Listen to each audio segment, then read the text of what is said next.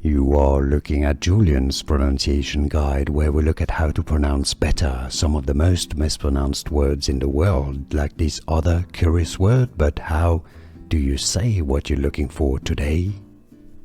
Let's learn how to pronounce the name of this Czech tennis player. If you want to learn more confusing names from tennis, make sure to stay tuned to the channel, and you can skip to the end of the video for more. The Czech pronunciation, how he would say it: Tomáš Machac.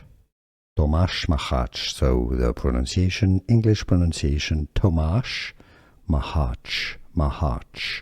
Tomáš Machac.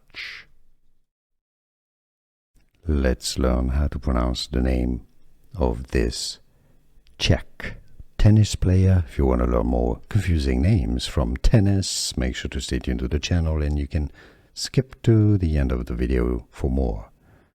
The Czech pronunciation, how he would say it: Tomáš Machac. Tomáš Machac. So the pronunciation, English pronunciation, Tomáš Machac. Tomáš Machac. Here are more videos on how to pronounce more confusing words and names too many mispronounced. Like this video if you found it useful. I appreciate your support. I'll see you soon, and thanks for watching.